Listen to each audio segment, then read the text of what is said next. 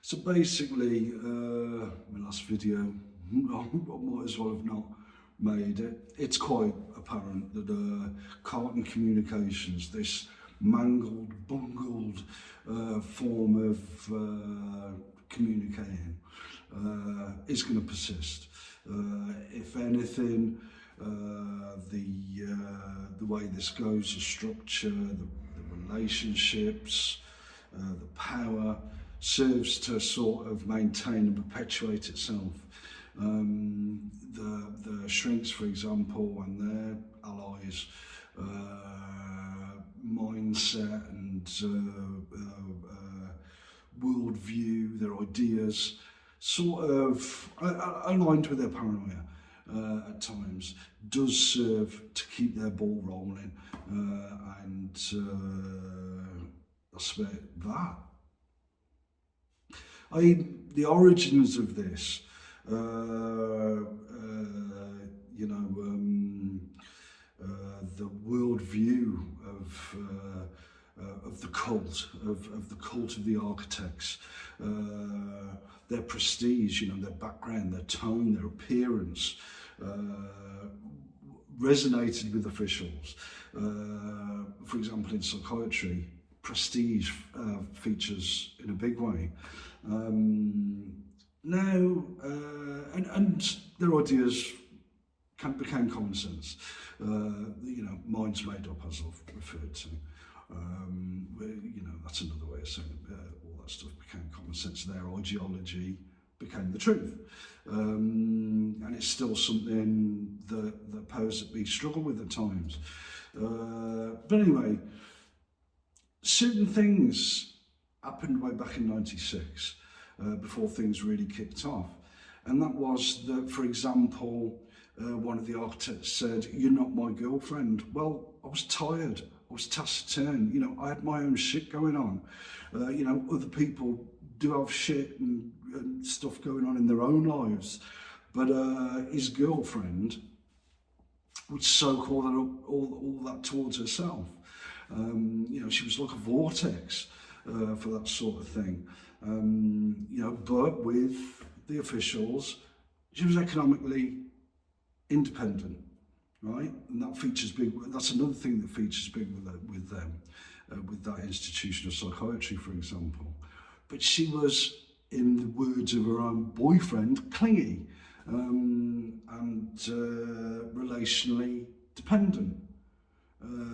Things that I'm not. I could also point to our officials for years. One of the stunts has been to try to give me the idea of London, that I live on, I die on, sort of thing, or terms to that effect. Sometimes I'm tired and I'll become taciturn. That's my default. Those are my default, partly part of my default personality.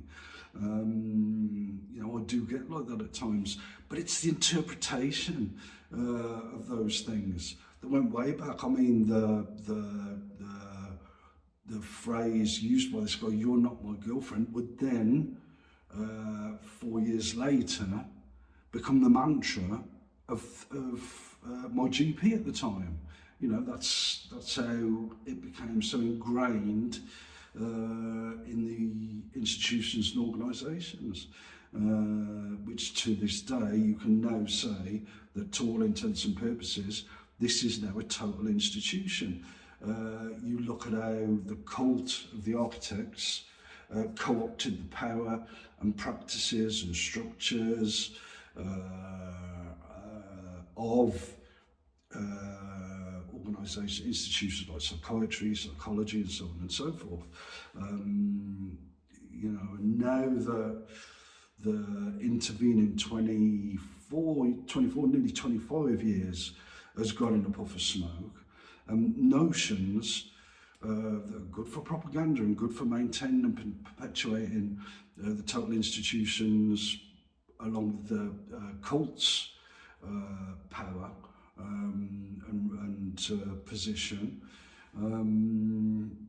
you know, it doesn't stand up to scrutiny, that sort of thing, that I've volunteered, for example, for the way things are. You know, that's a pretty lazy and easy and easily debunked notion to challenge.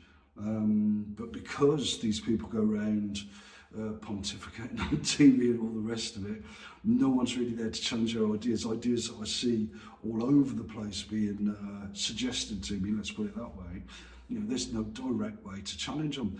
That is the structure that I face, that owes a lot to the architect, the cult of the architects, which is now the cult of the total institution in many ways. Despite it trying to give the air of the caring professions or a scientific approach, you know, it's quite clear. Like I say, the communications, for want of a better term, you know, all this with all that goes with it, like the 4 elements and so on and so forth, isn't coming to an end anytime soon. That's something that I suppose everyone's got to factor in. So to wrap this video up, you know, as is the case now, as was the case with the architects back in '96, the power to observe, the power to interpret, the power to assign meaning and distribute that meaning without a sufficient dissenting voice in a realistic manner, with any true power, is not going to come to an end. You know, that power that was grasped in '96 by the cult of the architects, you know, shows no sign of ever stopping. You know, it's gone on for so long. You know, if it ever does come to an end, chances are it ain't going to be for quite some time yet. But yeah, so those dynamics remain in place and could well do for the rest of my life, even. You know, beyond the over 5 months, if not longer, that I'm going to be here or wherever. You know, they've got one of their just to mention, you know, you are probably aware, if you're watching this and you're aware of what goes on, you're kept informed of a particular version of what goes on here. You will be aware of the druggings that have taken place, of the manipulation of dreams, and so on and so forth, and all that type of stuff.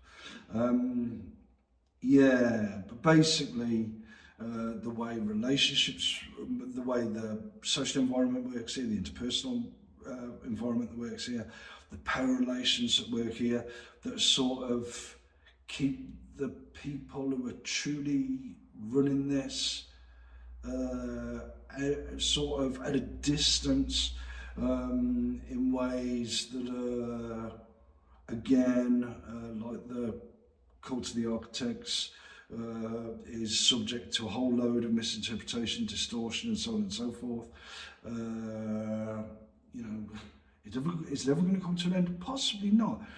If you take into account some of the things I've seen today. But something did strike me.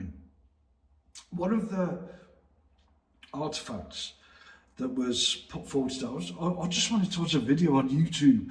But anyway, this is the nature of things in the era of the cult of the architects. You know, one artifact was the Shawshank Redemption. Now, during my time as, during the time the subject was the amalgam, I had significant elements of the amalgam. Certain cultural artifacts would be suggested to that individual. One of them was the Shawshank Redemption. Now, I remember a review, I think it's 1991, that film, I'm not sure. But anyway, online, the reviews were glowing and all that, but I do remember a review that said that all it was was a jumble of every single tacky cliche you've ever seen in the movies, in the Hollywood movies sort of thing. You know, and I watched it and I thought it was shit, right? But, you know, this is the type of thing that goes on. So cliches within an overarching cliche. You know, I've pointed to, you know, there were things that the amalgam pointed to, the subject that was in no small way, in no small measure, the amalgam pointed to, like belief systems. So, you know, sort of getting there in some ways, you know, considering that the belief system of the cult of the architects, the belief system of the total institution now. Also, the cultish behaviour of certain social groups, that the subject, which was in no small part the amalgam in many ways, identified also. You know, again, one of the overarching things is the cult of the architects that has, you know, pretty much swallowed up everything in its path. But yeah, interesting that. How certain ideas did still reach, did still come to the fore. But in any meaningful sense, where the powers that be won't seek to distort, obscure, and propagandise, well, I don't know. You know, the frontline workers have been propagandised. You know, I've been propagandised in certain ways. It appears if the suggestions, for example, of a dictator, for example, you know, if you're serious about that, do you know anything about how power's going on around me? You know, think again, sort of thing. But anyway, that's the way it is. That's the way it'll continue, and who knows how long these shenanigans and these drug-ins and the coercion and so on and so forth is going to go on for. You know, they've got, you know, somehow, well, I know how, from the cult. Only a cult around the time of a millennium could have pulled off what the cult of the architects has pulled off.